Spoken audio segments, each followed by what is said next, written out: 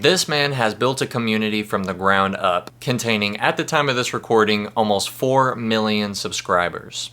But how? This handsome fella is known as Wendigoon. He likes to dive deep into topics involving conspiracies, theories, conspiracy theories, historic events, and then some. But when I say dive deep, I mean dive deep. Now, these videos are definitely interesting, and I can speak on behalf of a lot of individuals that I like to listen to his videos. But needless to say, his blow up is rather interesting. Let me explain. Now, I do want to say before we get into this video, I'm not saying that Wendigoon bought subs or bought views. So for the people that clicked on the video and already want to tab out, that's not the angle that I'm attacking right now. Back to the video. Getting exposure on YouTube early is hard. It just is. I still struggle with it, and I've been doing this for a little bit now. If you ever watched a YouTube video on how to get views or how to get exposure on YouTube, something along those areas, they're all pretty much the same. Use words in the title on what the video is about, eye-catching thumbnails, be energetic, stay within the 12 to 15 minute mark, etc., etc. Now,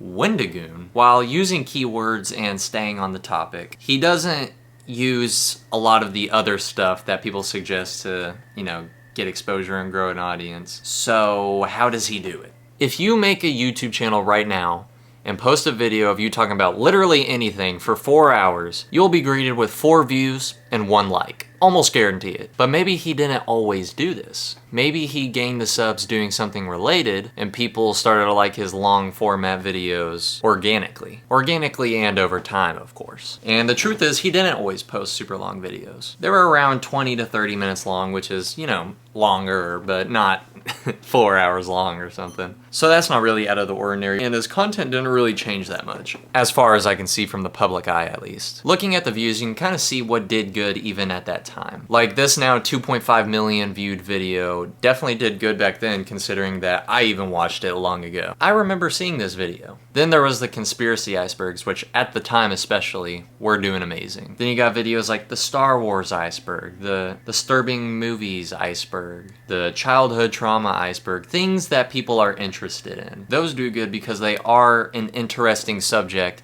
and it has like a little niche, and there's a group of people that find videos like that interesting, and they're titles that you can, learn more about.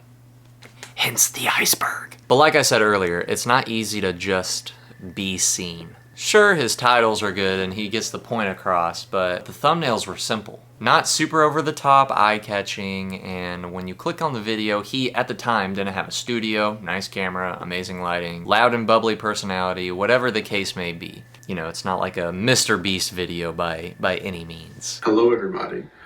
Once again, we are back for another spooky video. And for 30 minutes to an hour long, you would think that would be a necessity to have those traits, right? Well, let's look back into the catalog. I'm gonna say it right now, the icebergs were a cheat code. And I'm not knocking his work, because at the end of the day, you still have to make the video. You don't need a super crazy and unique thumbnail, because if you make an iceberg video, you're gonna have the iceberg in the thumbnail. And people love to start these videos. Finishing them, well, now you get into rough territory. That's because at around the 20-minute mark, you start to get a little sleepy. Wendigoon has a very soothing voice. Not a crazy mic, but a soothing voice. When he's talking, you find yourself falling into a deep, deep place.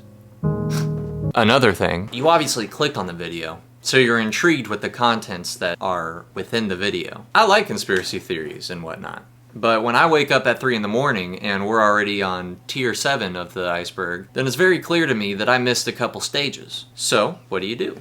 The next day, I go back, go into my history, find the video, and I restart it, or at least continue where I left off. YouTube then sees it and says, hey guys, we got a star on our hands. But like I said, not everyone can do this. Someone can copy Wendigoon's videos and everything he says in it, but they won't get the same results.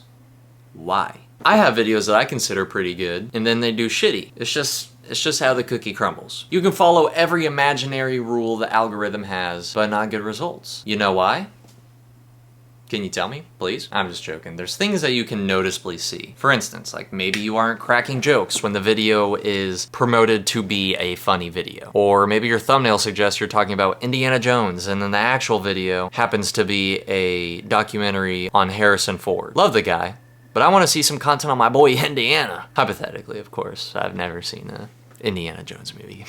Icebergs really help Wendigoon in this sense. Iceberg videos were absolutely popping off. Wendigoon shot the shit straight, and it was apparent he wasn't just trying to blow up. He was our history teacher for an hour or so. Then people come back, and back, and back. Then, of course, down the line, he started to show more character, and people were intrigued with him as a person and cared about his opinions on certain things and subjects. I mean, shit, there's probably a good chunk of his fan base that literally likes to go to sleep and listen to him yap. You're looking at one of them. I like to do that because I can tune in, then go back to whatever I was doing, or start thinking about whatever I'm thinking about, and then I can tune back in, and I can still watch it. Well, for some of the videos. Plus, the videos are long, so that means more time for me to count them sheep that's been hopping over my damn fence. So, let's do a recap. Wendigoon. Simple titles, straight to the point. Soothing voice. Niche subjects that people likely saw a video on beforehand, and this video gets targeted to. Has good information, really dives deep.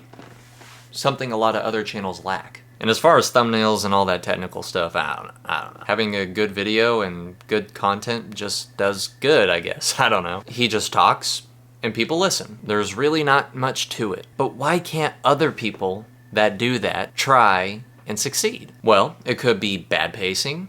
It could be bad information, not good topics. It could be a lot of things. But one thing is for certain. Wendigoon has mastered his craft. He has a podcast now that he hosts and appears on. My favorite being Creepcast, and this shows a more laid-back side of him in reviewing and reacting to creepypastas with Meat Canyon. Then, of course, a second channel with a variety of content on it. He has built upon his niches and interests and kept up with the content. What I take away from this for all my new YouTubers, just focus on the good content. Not the numbers, not the views. It gets demotivating for sure, but if you talk about things you like, likely someone out there also likes it. Focus on making good stuff, not necessarily what the algorithm wants. All I gotta say is I salute you, Wendy. And reach out, man. I'd love to chit chat. Alright, bye.